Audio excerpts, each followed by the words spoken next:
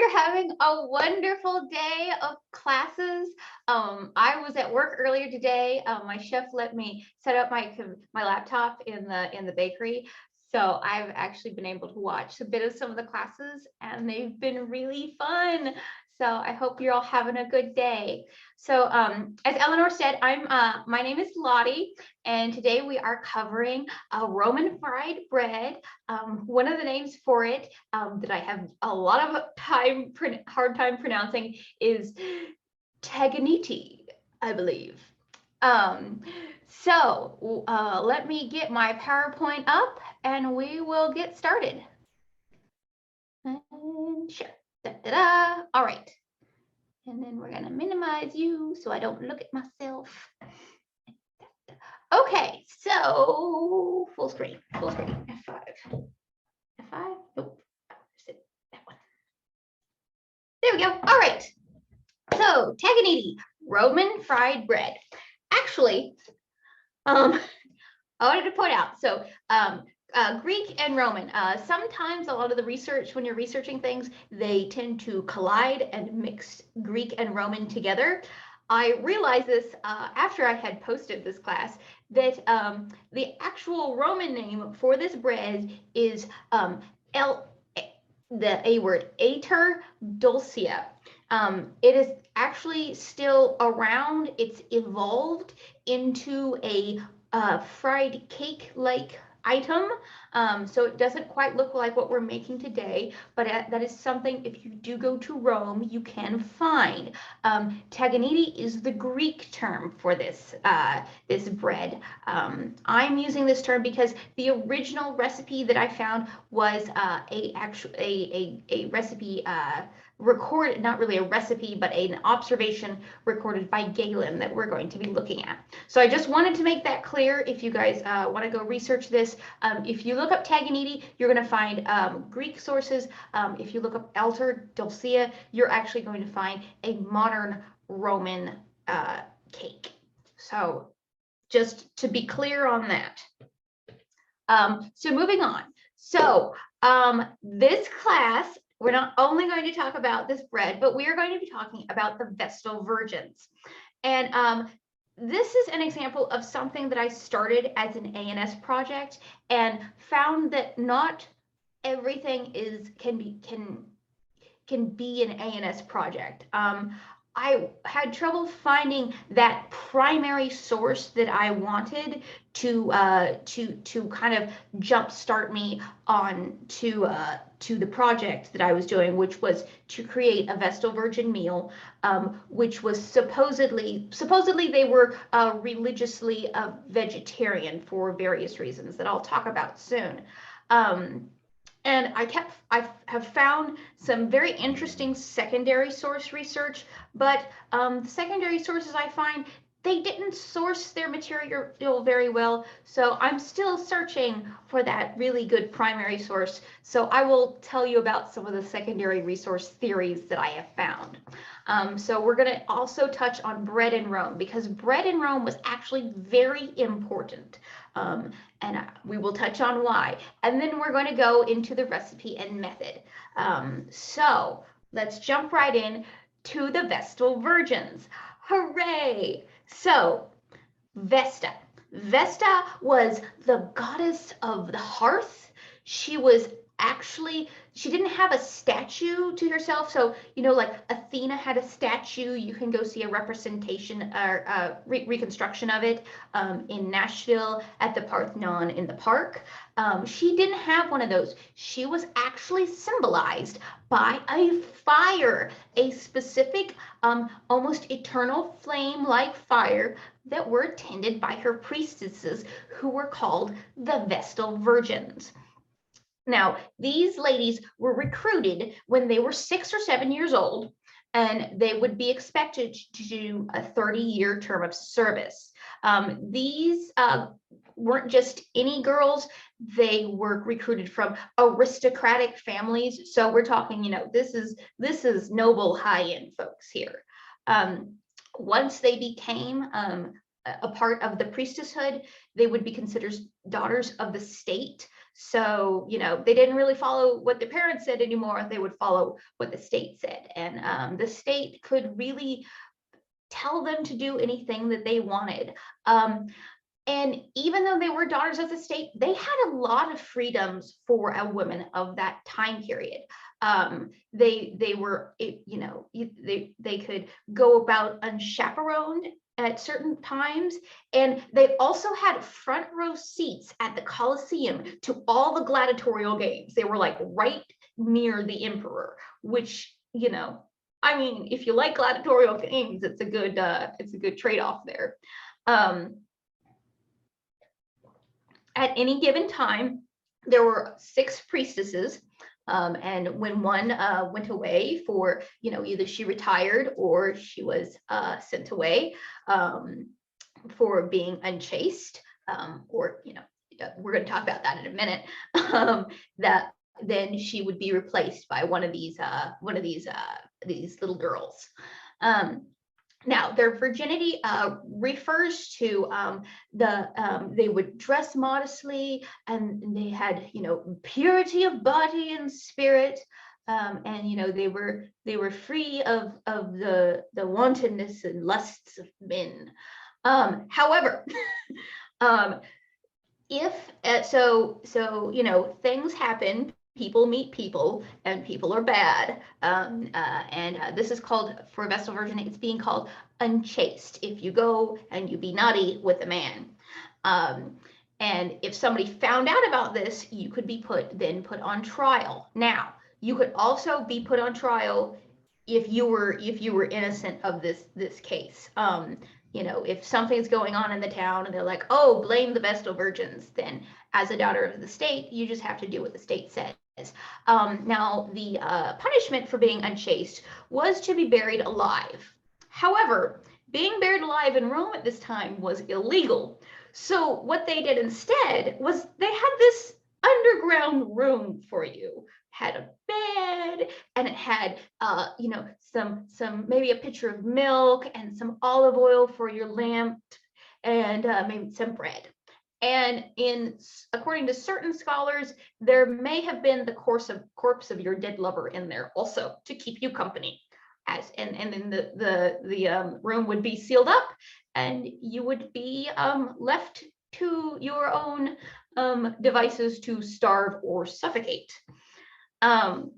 So fun times, yes. So the job of the Vestal Virgins was to tend the flame of Vesta. They would do rituals, and they would just make, they would pray to Vesta. If a home hearth fire went out, the lady of the house might come to the Vestal Virgins to get a little bit of fire from Vesta to go then take that fire home and light her home hearth.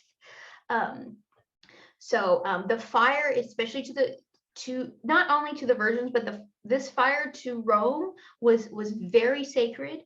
And if it went out, somebody was naughty, something bad's gonna happen. So it was very important to not let this flame go out. So that's kind of a quick look at the Vestal Virgins. Does anyone have any questions that I will attempt to answer?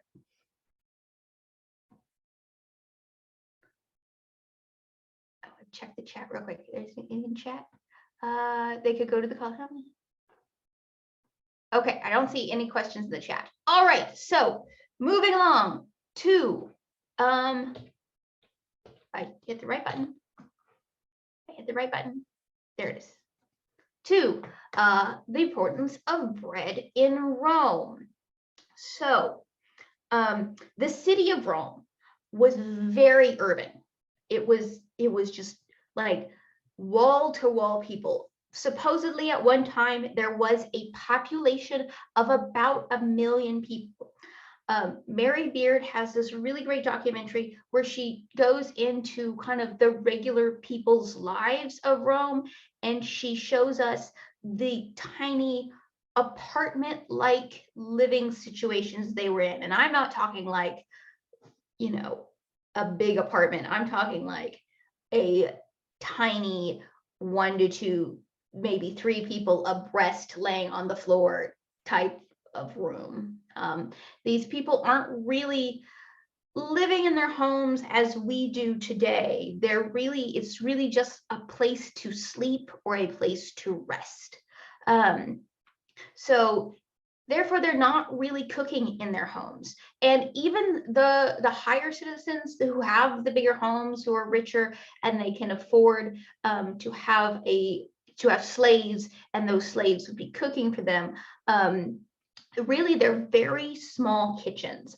Some of the biggest ones that they found in Pompeii were about 9 by 12 feet. So that still is not a very big kitchen at all to work in. So what they would actually do, so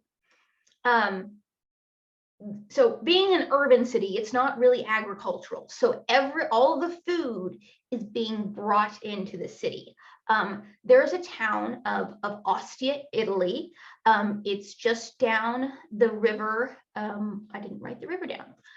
It's just down the river from Rome, and it has a port on it, and ships from Sicily, Libya, and Egypt, and all over, but specifically Sicily, Libya, and Egypt would bring in wheat.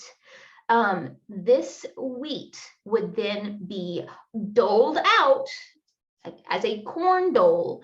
As a side note, remember, at this point in time, corn was not referred to as we, corn on the cob or maize from America, but corn is actually referring to a bumper crop, or the big crop of that nation. And this one, they're getting wheat in for the corn dole. If you look at the bottom left-hand corner of the slide at the mosaic, the marketplace in Ostia is actually full of these mosaics, and they would be in front of where these trades were taking place. This one is specifically they're doling out the wheat. Each Roman citizen, not each person, each Roman citizen would receive about 70 to 80 pounds a month. And this is about enough to feed 2 people. Now, remember, it's only for Roman citizens. So the wheat they're giving also would probably go to any slaves they had to help feed them. And so, that's it. In hindsight, it looks like a lot, but a loaf of bread uses about 1.5 pounds. So you're getting about, if you're splitting it between 2 people, you're getting almost 30 loaves per person. So almost a loaf a day. I mean, but still, that's a lot of bread for one person to eat. It's a lot of carbs. So that's some fun numbers. So the upper left-hand picture on this slide is of a Roman bread oven in Pompeii. The triangular conal shape items in the front are actually mills, where they would mill the wheat, and then they would make it into the bread, and then they would put it in that gigantic oven in the background of that picture. And the third picture on this slide, I thought was really awesome. So being a baker in Rome was very lucrative.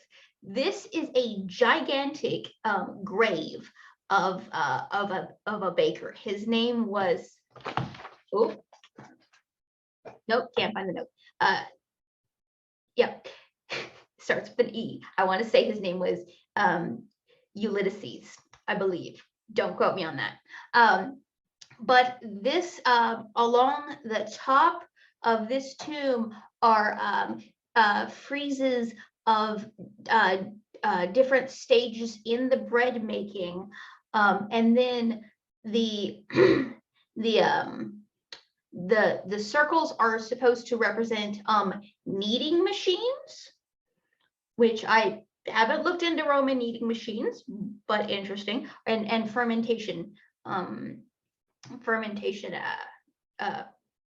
containers. So, this is this. You can see in the background there is a light pole, and yes, there is some forced perspective going on there, but this is a very big grave. And one of the reason, the big reason why, so this corn dole was actually free to Roman citizens. They weren't paying for this wheat. According, Mary Beard puts forth a very good point that a hungry populace is a dissatisfied populace. So the emperor's not really doing this out of the goodness of his heart. He's really just doing this to keep the people fed and happy, because fed people are happy people. I know I get grumpy when I get hungry. I have a question. Is the tomb of undisturbed as much as feasible? I am not sure on that. The information that I have on the tomb is just on this, I'm going to call it a monolith, on the monolithic structure that this is. I did not do any research on the inside of the tomb. Or I'm not even sure where the guy's buried. I don't know if he's buried inside of the structure or underneath the structure. I will say that there is a lot of, you can kind of see it in this picture. There is a lot of weather damage to one side, and it looks like they've had to do some repairing just to keep that structural integrity. All right, does anyone else have any questions on bread on this subject of the bread in Rome?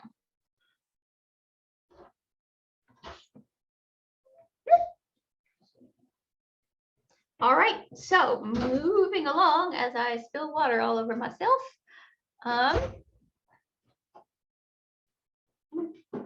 Okay, we are going to take a look at the recipe now. So as I mentioned earlier, this recipe actually comes from an observation from Galen, and I really am intrigued by this because Galen is a Greek philosopher and physician. He's not a person who cooks, so he would have had slaves to cook for him. So this is from the eyes of an observer who he's really just observing what's going on. He's not in the know of how this is all working. So I'm just going to read this out to you. So he said, let us find time to speak of other cakes, the ones made with wheat flours. Teganitai, as we call them, are made simply with oil. The oil is put into a frying pan, resting on a smokeless fire, and when it has heated, the wheat flour mixed with plenty of water is poured on. Rapidly, as it fries in the oil, it sets and thickens like fresh cheese setting in the baskets. And at this point, the cooks turn it, pulling the visible side under next to the pan and bringing the sufficiently fried side, which was underneath at first, up to the top. When the underneath is set, they turn it again another 2 or maybe 3 times till they think it is all equally cooked.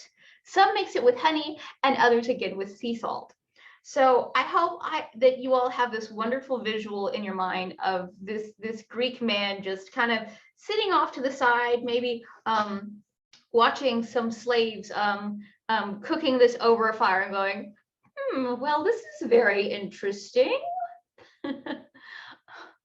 So we've taken this, and with the help of Andrew Dolby and Sally Granger in the Classical Cookbook, have turned this into a working recipe. So I went by the advice in the Classical Cookbook, which is equal parts flour and water, and then add in a little bit of honey. I did honey and sea salt, just because we are used to that salty addition in all of our food. So I thought that would be good, pleasing to my palate. You'll need some oil for frying. Traditionally, if you're doing a Roman meal, you're using olive oil, because olive oil is a whole different rabbit hole, but it was very important to the Romans. And then a tablespoon of toasted sesame seeds, which are very yummy. And in the background picture here, you can see this is the Teganitai that I made for this class, which you're going to watch here in a little bit. So that's what it looks like. It looks like a pancake is what it ends up being like. All right, so does anyone have questions on the recipes? We are getting ready to watch how it's done, but before we do that, does anybody have any questions on the recipe? All right, so let me get my, okay, fantastic. Okay, here we go. Like I said, this runs a little over 6 minutes, so here we go.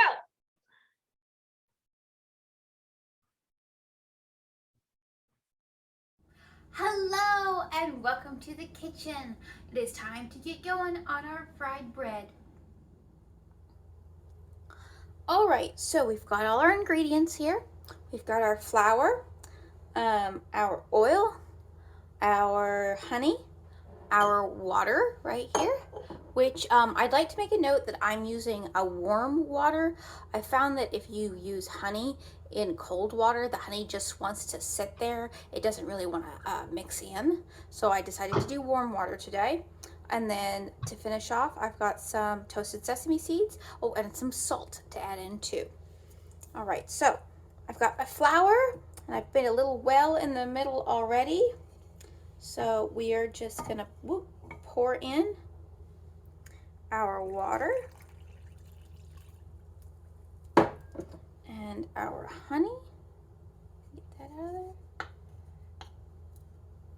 There we go. And we're just gonna mix it up.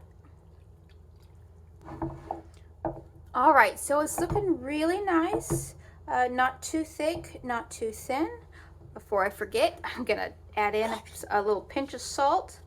This is a nice coarse sea salt, just to give it a little extra flavor in there. So then we'll mix that up and then we'll be ready to go over to the stove.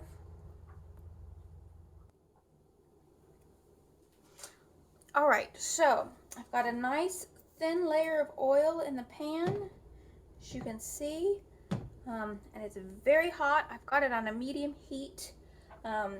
Be careful of the smoke point of your oil. You don't want to burn it, or your fried bread will taste burnt. So we're just gonna pour this in here. See how it sizzles? We want it to sizzle. Okay.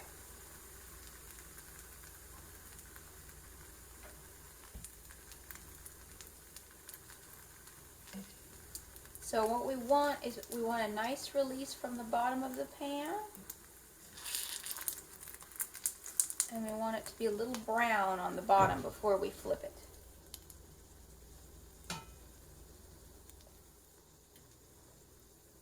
So when it might have some air bubbles in it, that's good. That's fine. Oh yeah, that's a good brown. So careful when you flip this. Try flipping it away from yourself. Woo! So you don't splash yourself with hot oil, because that would be uncomfortable. Yeah, this one got really good. So yeah. So now we're just going to cook it on the other side. This side seems to be pretty good. Got some nice brown here. The center seemed to want to stay a little bit lighter than the outsides.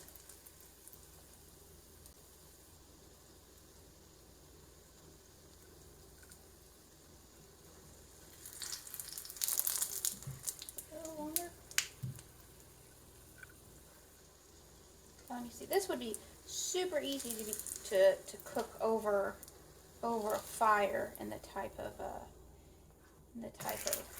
kitchens that they had. You can do this with minimal minimal workspace. And even minimal, you know, there's not a lot of ingredients that go into this. All right. So,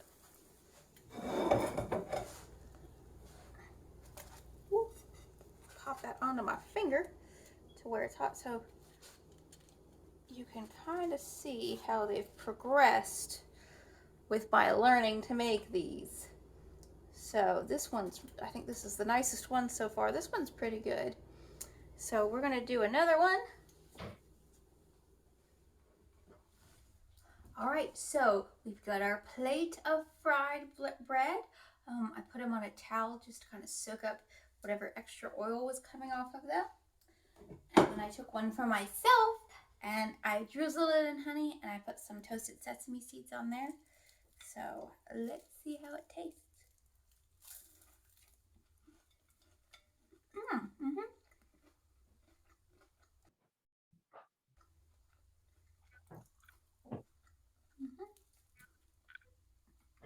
It's a little chewy. It reminds me of a funnel cake rather than like a pancake. But it's still really good. It's nice and crispy. It's a little oily, but okay.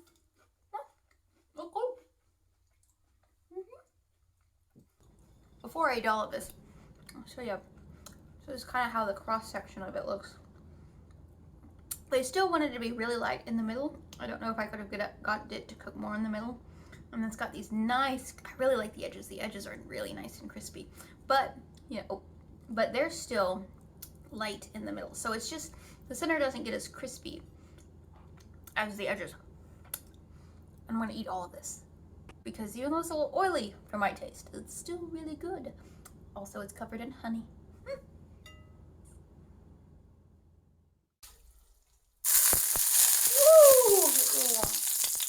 That's a little too hot, I think. Oh, screen share is stopped to share. Okay, cool. Yay! So I'm gonna go back to my PowerPoint.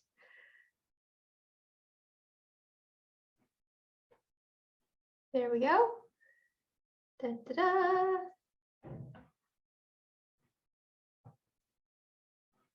Okay. Does anyone have any questions on the process that we on the video that you just saw? Anyone? Questions, comments, complaints, answers? Woohoo! Someone in the chat says that they need a snack now. I am also on that page with you. Oh, here we go. Let's see. Too bad they didn't have maple syrup, right? Oh yeah, that would go really good with maple syrup. The honey is a nice touch, and the sesame seeds give it a really nice crunch. You're welcome. Someone said I love a good mise. Yep, yep, a good mise is good to have. Here's a question. It says, have you found a big difference between using olive and vegetable, more modern frying oil?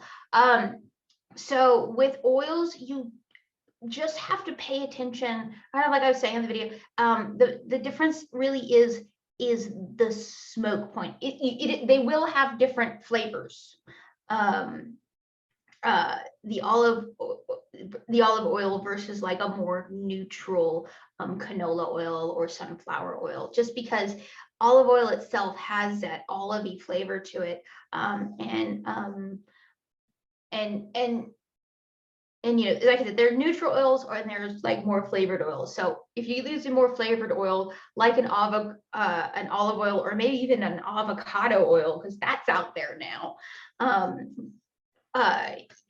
Yes, and that would be a fun experiment to do at home. Get a variety of different oils and try and see what the flavor profiles are of those with this dish. Because this one thing I like about this dish, it's very simple, but it's really good. And it's just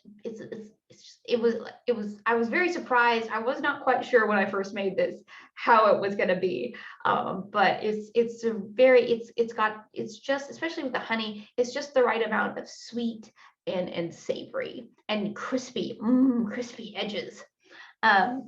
So that's really the biggest differences. There will be a little bit of flavor difference, and like I said, watch the smoke point of those, because you can easily burn oil before you realize that it's burning, and then you'll have a burnt taste to your food. All right, so I can figure out how to move. Oh, here we go. So now is the time for the bonus section of the thing. We are going to look at some Roman kitchens. So as I said, Roman kitchens were pretty small. When I mentioned earlier the 9 by 12, that's really the biggest you would get, and that is not an average size kitchen. So as you see, the two the two pictures on the sides, if I can make words, are really good renderings of kitchens. The right side is a display in the Museum of London, and the left side is an art piece that I found. I will point out though that the woman in the kitchen is actually a misrepresentation, because this would women actually didn't really cook. Women did tend the hearth. I found a note in one of my books that said women would like ceremoniously like throw a log on the fire, but they really weren't cooking. It was really the male slaves who were cooking. However, and I also wanted, if you in this left picture, I also wanted to point out that this right here is a toilet sitting right by the hearth, or yeah, the hearth where they're cooking. So that's that was actually the article that I was reading was on Roman toilets and how they were sometimes in the kitchens, they have found. And right above your head, you can see these are the oil and the oil, I believe, amphoras, jugs, the big old oil jugs that would contain olive oil. So, but as you see, there's going to both of these pictures on the left and the right, there's a prep space in each of those. And then there's this little kind of hearth, what we would almost call where your stove top or your range is, with a fire for pots. And really, that's it. This area underneath is actually for storing wood. It is not actually an oven. So you would not really have an oven in your home. And this middle picture here I thought was really neat because I was talking about how people live in small spaces.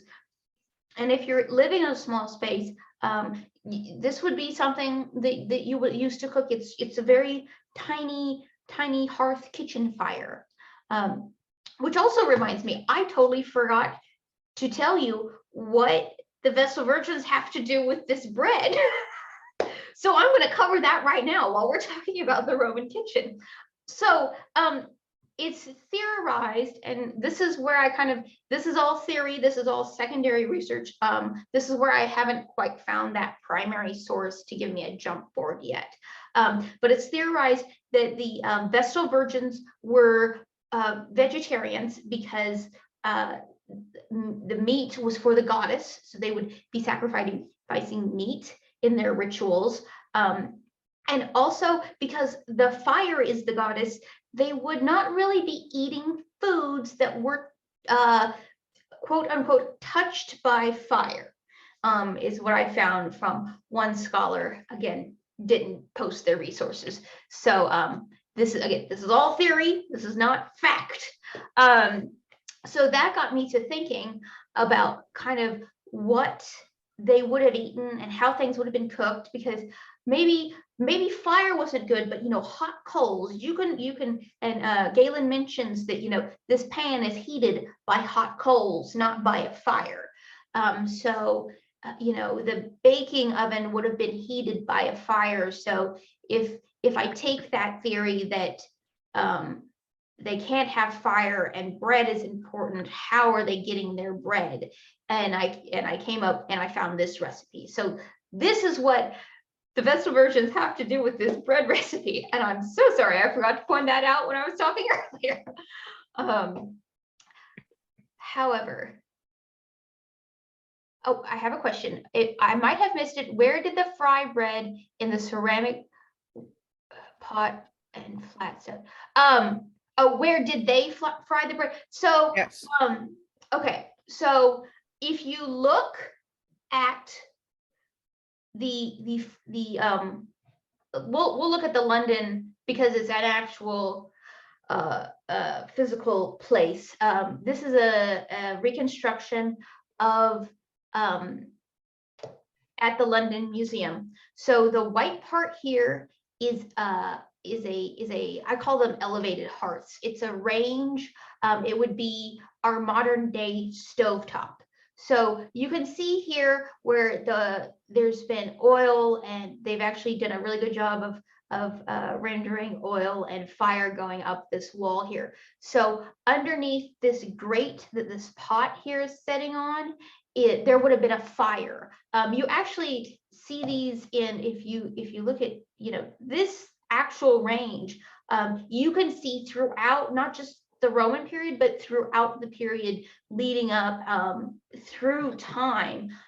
There are medieval illuminated manuscripts that have these types of hearths on them, where you're putting a pot on a trivet or something and heating it from the bottom. So they probably would have started a fire in this and burnt it down and waited until it burnt down. And you have really hot coals underneath, because hot coals, they still are creating will still create massive amounts of heat. If you've ever cooked in a Dutch oven, you would be very familiar with cooking with coals. So they would have put their pan of some type on this grate here that had the oil in it to fry it. I found this middle piece that you're asked, the middle ceramic piece, because this also, if you were living somewhere and you didn't have a kitchen like this, you could still technically make this bread with a small hearth stove contraption like this, where you put the fire in here and you're creating coals in the little hearth, and then you'll have to have the right pan to put on top. This looks like this one is a kettle, but I just thought it was very, very interesting how this could be utilized for other things. And it was mostly to kind of show some of the different implements that they have. I have another chat. And then someone is saying in the chat, it's remarkable how many of these cooking items could be found in some form or another in an 18th century colonial American kitchen. Yes, they didn't have the stovetop set up, but so many of the utensils are very small. Yes, that is very true. I just visited Colonial Williamsburg last month, and it's so interesting how their kitchen and a Tudor kitchen and even a medieval kitchen are just very, very similar in look. And then I think I wanted to show you. I talked earlier about how Roman's very urban, and you live in these teeny tiny apartments. So you weren't really cooking in your apartment. But what you would be doing is you would be going out to eat. So these are in Pompeii. This is called the Thermopylaeum, and these are places that they're fast food places that would have cooked. But this was just another version of. I'm fascinated by kitchens, so I just wanted to show you guys one more different type of kitchen where they would have had these round holes, probably would have had fires going in them, and they would have had some sort of pot or kettle or pan sitting on top, keeping the food warm. I've got another question. Have you ever tried this recipe with wheat flour or a different type of flour? Is this a close cousin to the bannock bread? I have never made bannock bread, so I cannot answer that question. And I have personally only tried this with white flour, just because that's what I've had on hand recently. I need to get some wheat flour and try that. But I think with pancake, I don't think you would want to make this with just full on wheat flour. I think it would be too dense. There is something about using a white flour that makes things like this a little bit lighter, but I think you could go for a mix and still get a really good uh,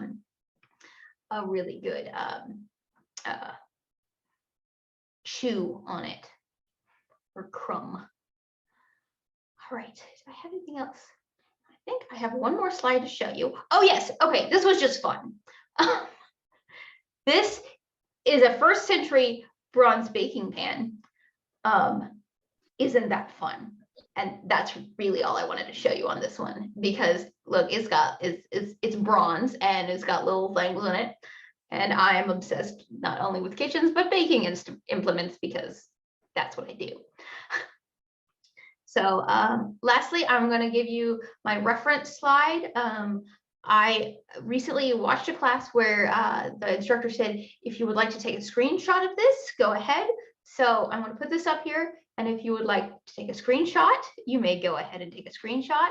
And I am open for any questions. I will leave this up for just a little longer, and then I will go off and I can see your faces while I actually answer things if y'all want to chat, because we got time.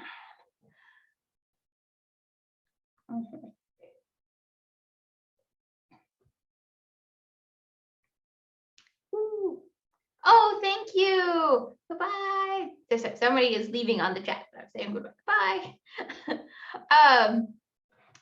Awesome. I think this last slide has my email on it. If anybody wants to email me for questions or anything. I was remiss this week. I forgot to get a handout done, but I will get a handout done this evening and get it put up with the other handouts, and it will have the recipe on it. I'm going to stop sharing my screen. Hello, everyone. I can see your faces now.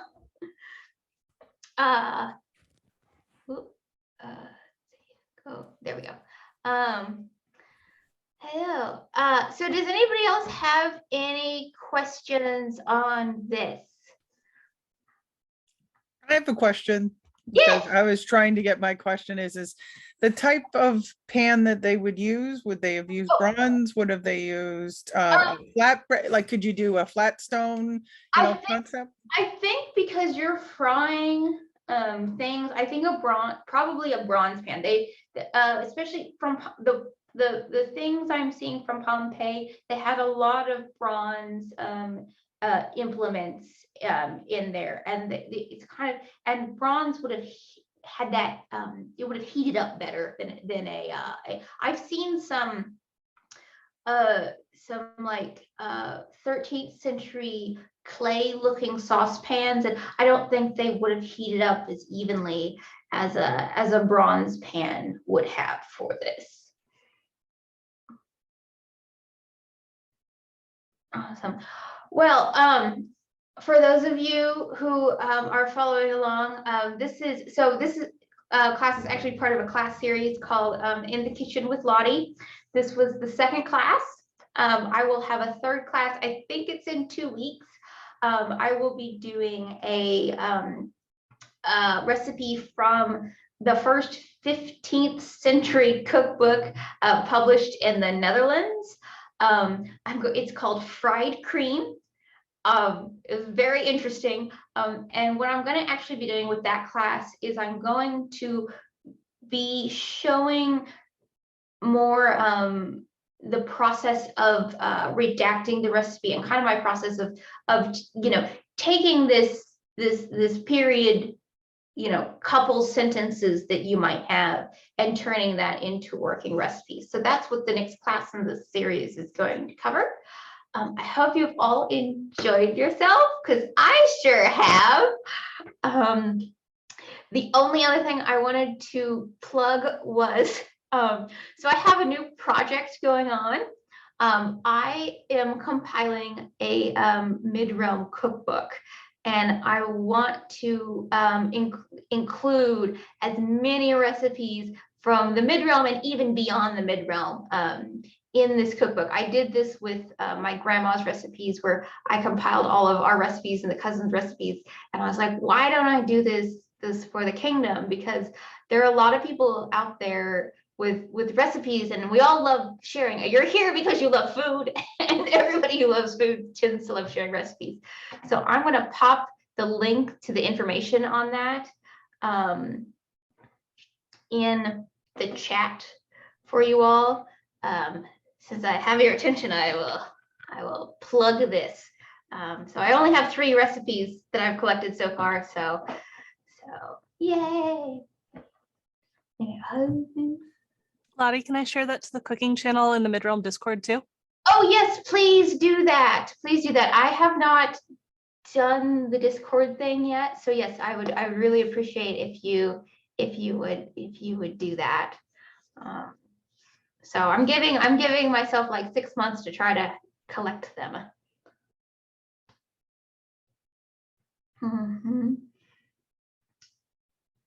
Oh wait, yeah. I got done early.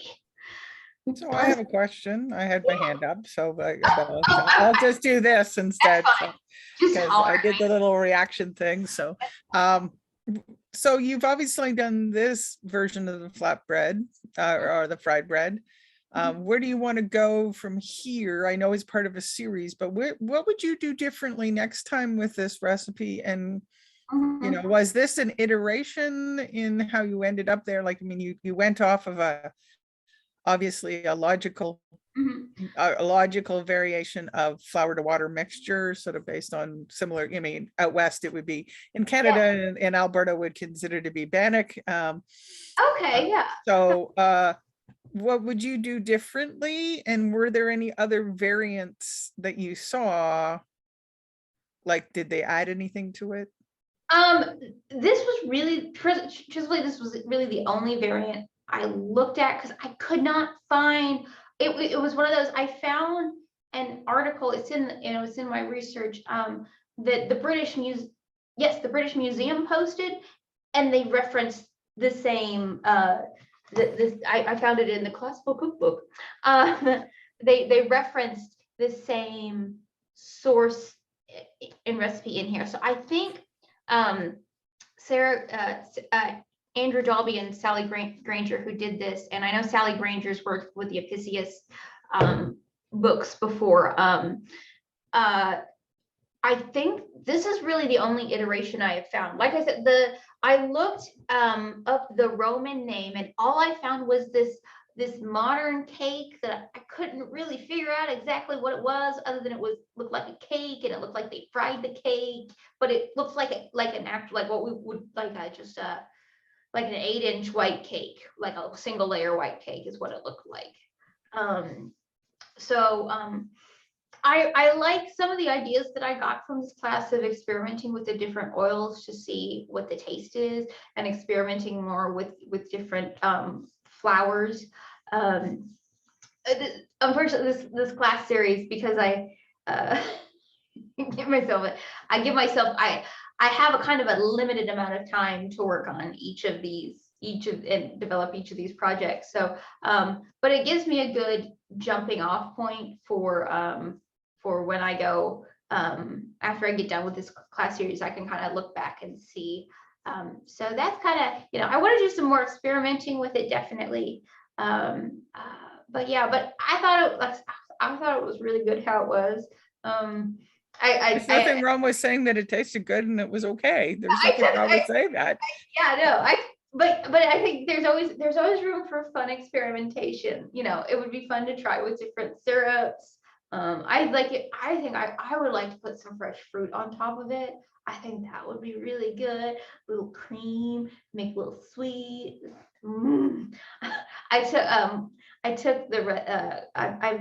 I made myself mine, and then I took some down to my boyfriend, who was in his office in the basement, and he's like, "Oh, snacks!" And like, I went down 5 minutes later, they were gone.